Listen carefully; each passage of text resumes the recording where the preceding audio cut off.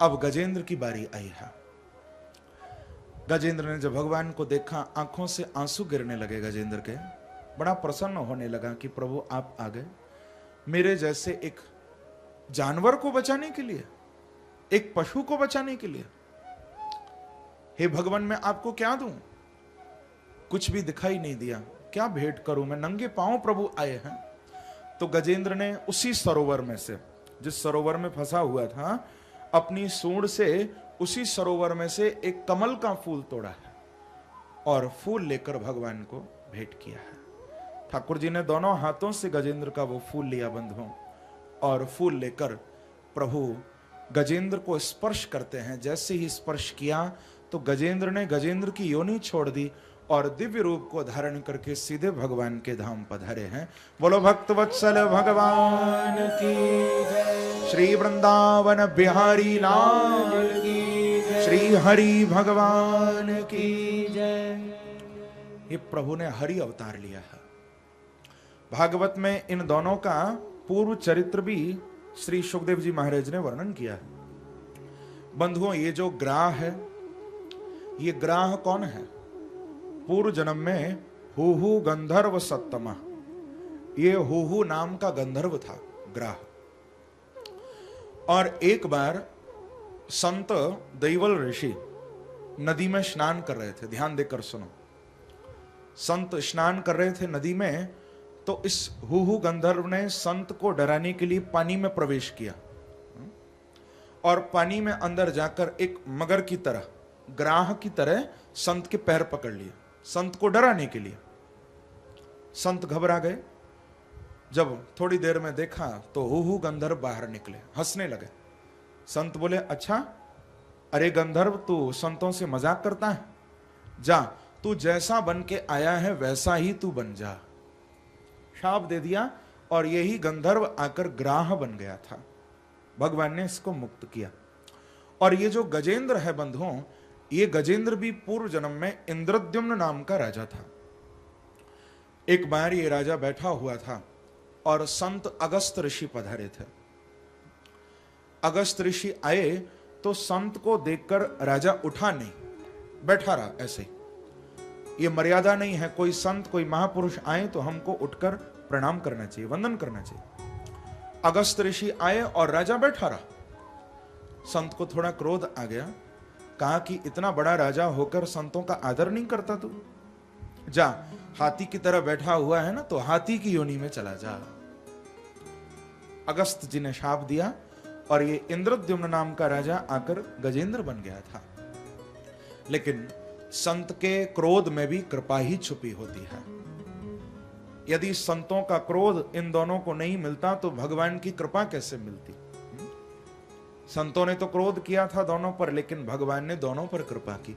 गजेंद्र को और ग्राह को, दोनों को ही अपने परम धाम की प्राप्ति भगवान ने कराई थी।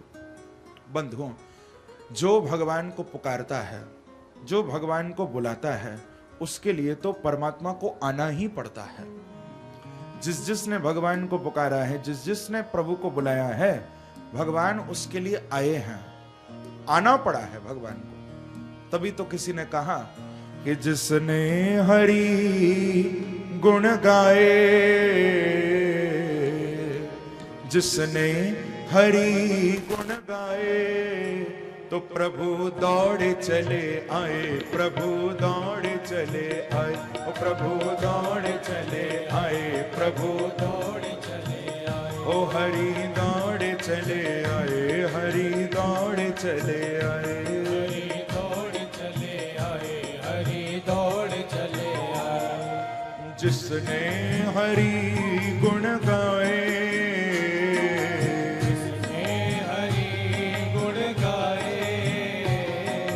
जिसने हरि गुण गाए,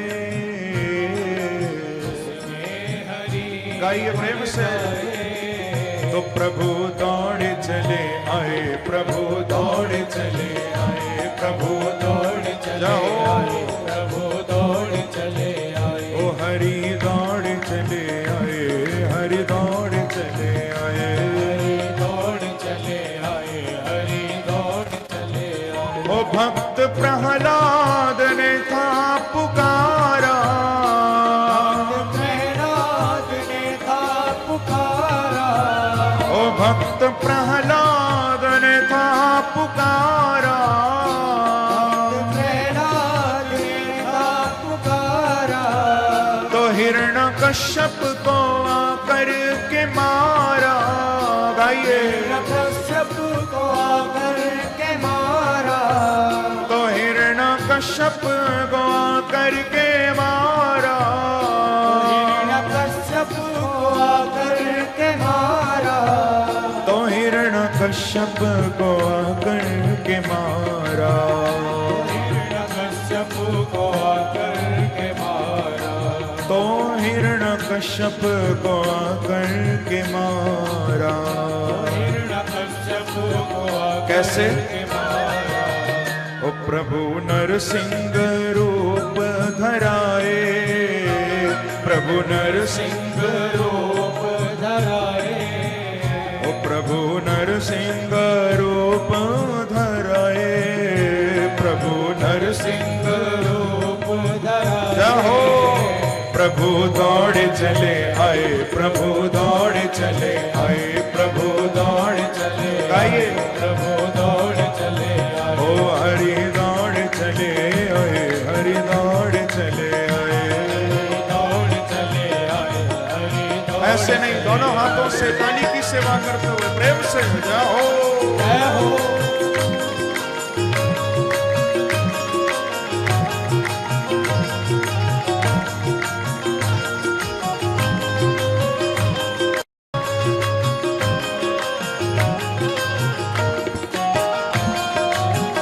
प्रेम से कहिए श्री राधे।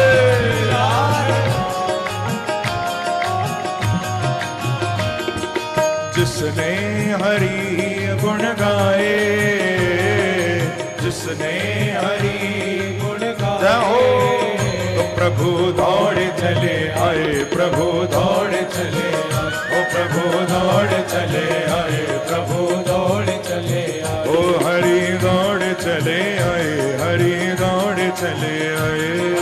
दौड़ चले आए, हरि दौड़ चले आए।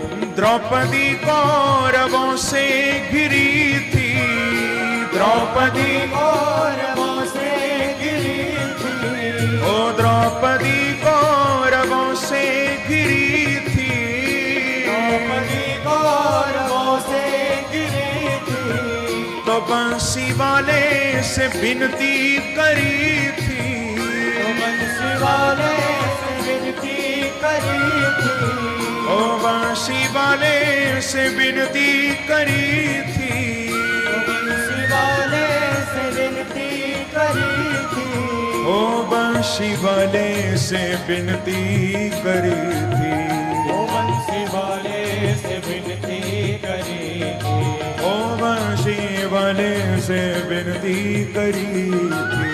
तो बंसी वाले से विनती तो क्या हुआ था? करी थी।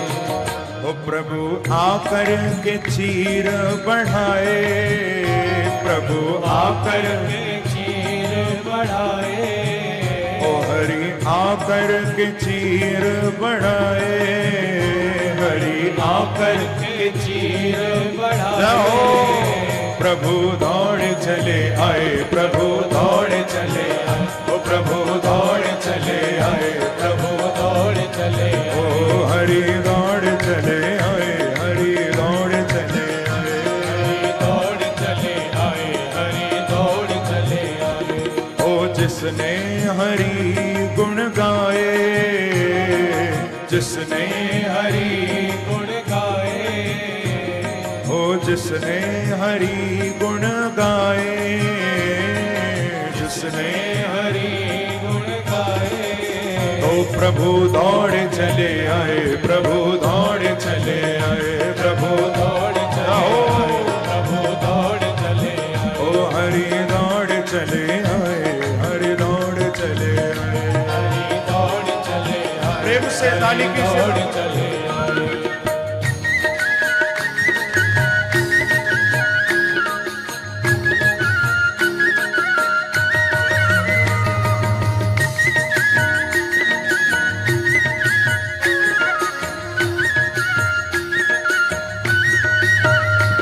वत्सल भगवान की, वृंदावन बिहारी लाल की।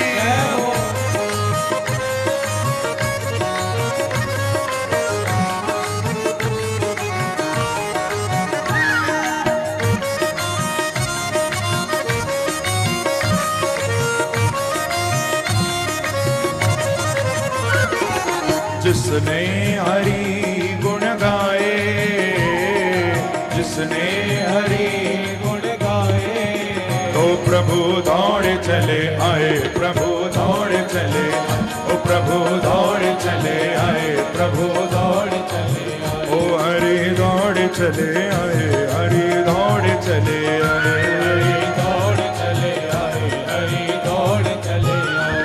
दुर्योधन के मेवा भी त्यागे, दुर्योधन के मेवा भी त्यागे, ओ दुर्योधन के मेवा भी त्यागे, दुर्योधन के मेवा भी त्यागे, ओ भूख लगी तो उठ कर के भागे, भूख लगी तो उठ कर के भागे, ओ भूख लगी तो उठ कर के भागे, भूख लगी तो उठ कर के भागे, ओ भूख लगी तो उठ कर के भागे, भूख लगी तो उठ कर के भागे, ओ भूख लगी तो उठ कर के भागे। भूख लगी तो उठ कर के भागे। आप लोग जानते हो, जब दुर्योधन के मेवा भगवान ने त्यागे थे, भूख लगी थी, भागे थे, तो कहां भागे थे? किसके पास गए थे भगवान? किसके यहां गए थे? नहीं सुनाई दे रहा। हाँ हाँ, भीलवाड़ा के भक्त तो सब कुछ जानते हैं। हाँ? प्रेम से कहो श्री राधे। देखो, प्रसंग ऐसा आता है कि जब पांडवों ने भगवान को अपना दूत बनाकर भेजा था ना, और कहा था कि केशव, कोई बात नहीं, हमको कौरव यदि आधा राज्य नहीं देते तो क्या हुआ, हमको केवल 5 गांव भूमि ही दिलवा दो, हम उसी से संतोष कर लेंगे। तो भगवान दूत बनके पांडवों के कौरवों की सभा में प्रभु आए थे। सभा लगी हुई थी, भगवान खड़े थे। प्रभु ने धृतराष्ट्र को यह बात कही थी कि महाराज, यदि आप पांडवों को आधा राज्य नहीं देना चाहते तो कोई बात नहीं, आप उनके गुजर बसर के लिए 5 गांव भूमि ही दे दो बस। तो धृतराष्ट्र ने क्या कहा?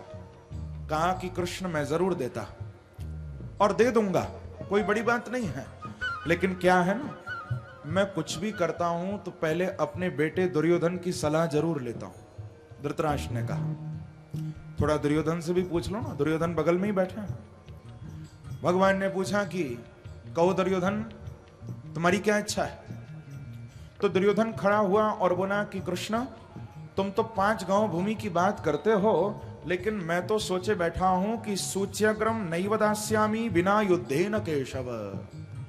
मैं तो ये सोचकर बैठा हूं कि सुई के नौक के बराबर भूमि भी बिना लड़े नहीं दूंगा, बिना युद्ध के नहीं दूंगा।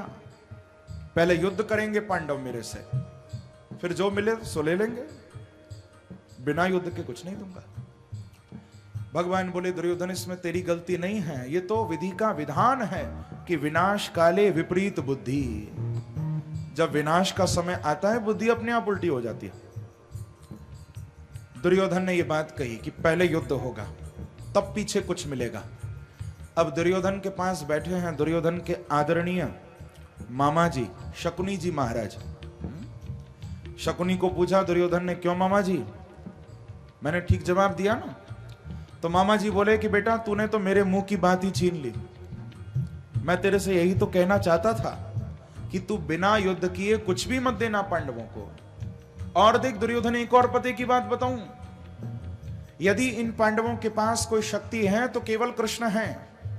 आज तेरी सभा में खड़े हैं, ऐसा कर, कृष्ण को तू पकड़ ले, 2-4 दिन के लिए कारागार में डाल दे।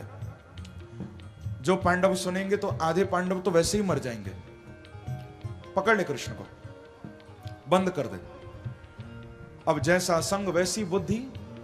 जब शकुनी ने ये बात कही, दुर्योधन को आ गई मन में बात की ऐसा ही करूंगा। अब तो खड़ा होकर सेवकों को आज्ञा दी दुर्योधन ने कि आज कृष्ण हमारी सभा में खड़े हैं, पकड़ लो कृष्ण को। जो ऐसा आज्ञा दी सेवकों को कि पकड़ लो कृष्ण को, और सेवकों की ओर जब देखा दुर्योधन ने, तो दुर्योधन को सेवक नजर ही नहीं आते, चारों ओर मुरली मनोहर ही खड़े हुए हैं। हाँ? प्रेम से कहो श्री राधे। किसको पकड़ेंगे? चारों ओर भगवान खड़े हुए हैं। जब कृष्ण की ओर देखा तो भगवान भी अपना रौद्र रूप दिखा रहे थे। मुख से लंबी लंबी ज्वालाएं निकल रही थी प्रभु के, बड़े बड़े महारथी जिनमें लिपटे हुए थे। भगवान बोले कि दुर्योधन आओ, मुझे पकड़ लो। तुमने सोचा होगा कि मैं वही लाला कन्हैया हूं जो बचपन में मटकी फोड़ी थी तो मैया ने उखल से बांधा था। आओ मुझे पकड़ लो। दुर्योधन हाथ जोड़कर चरणों में गिर गया कि नहीं नहीं प्रभु, आप मुझे क्षमा कर दो, मैं आपको पकड़ना नहीं चाहता था। ये तो मामा जी सारा गड़बड़ करते हैं, ये मामा जी बुद्धि देते हैं। प्रभु आप क्षमा करो, मैं आपको क्या पकड़ूंगा, आप तो नारायण हो, भगवान हो। भगवान अंदर चलो, भोजन करो, आप इतना दूर से आए हो, प्रसाद पाओ, बड़ा सुंदर भोजन मैं बनवाऊंगा।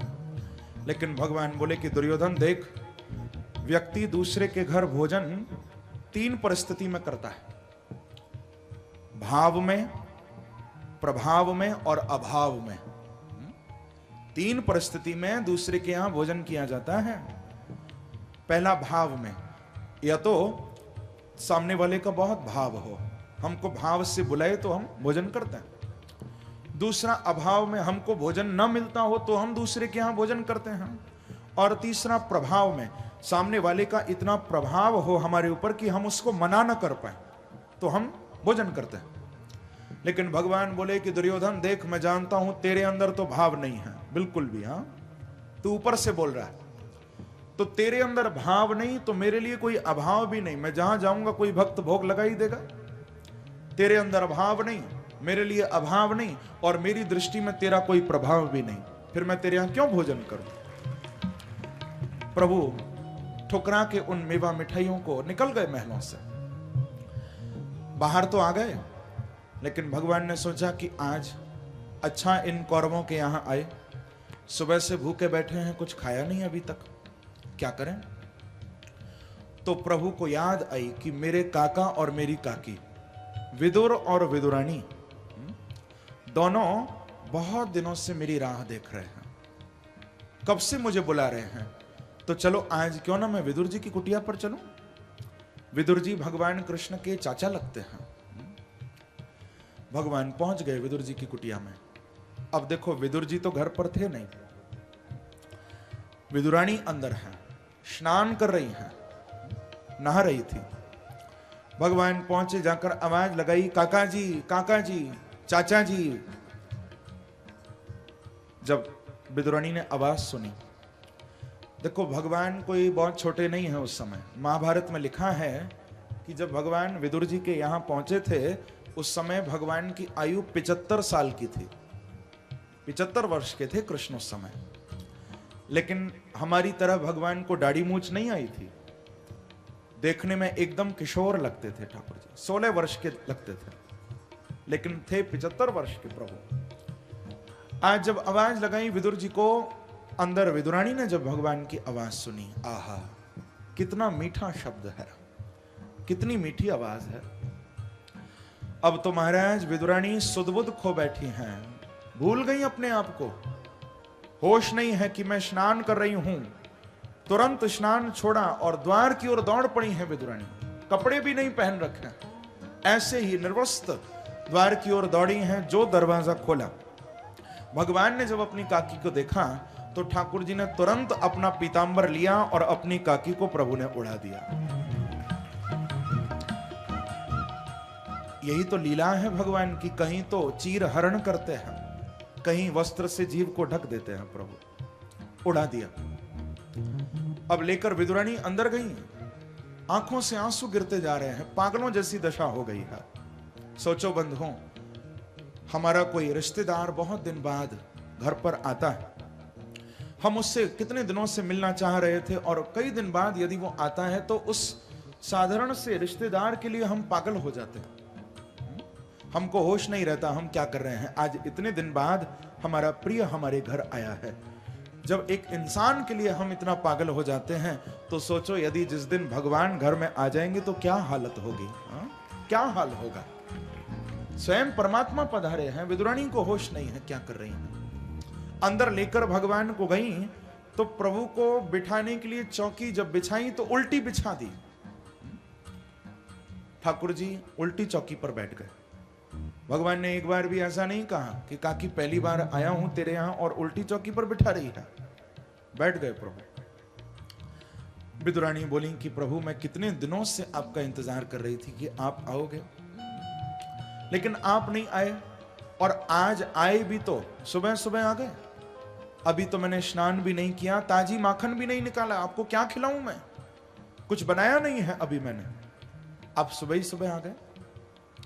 तो विदुरानी को याद आई कि कल परसों का माखन तो बहुत रखा है घर में, लेकिन भगवान को बासी माखन नहीं खिलाऊंगी तो क्या भोग लगाऊं।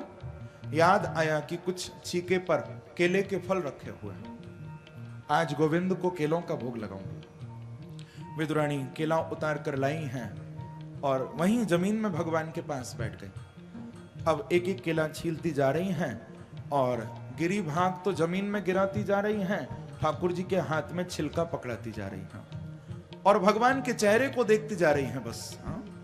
केलाओं की ओर ध्यान नहीं है, मैं क्या छील रही हूं क्या दे रही हूं, नहीं, भगवान के चेहरे को देख रही हैं और केलों को छील छील कर भगवान को छिलका पकड़ा रही हैं कि प्रभु आप भोग लगाओ। अब भगवान भी इतना भाव में आ गए कि ठाकुर जी भी बैठे बैठे छिलका खा रहे हैं। पहले तो भगवान को लगा कि कहीं ऐसा तो नहीं हमारी काकी कहीं कलयुग के डॉक्टरों के चक्कर में तो नहीं पड़ गई, क्योंकि कलयुग में डॉक्टर कहेंगे कि यदि विटामिन है तो छिलकाओं में है, तो कहीं हमारी काकी हमको विटामिन तो नहीं दे रही। प्रभु ने एक बार भी मना नहीं किया, खाते रहे ठाकुर जी।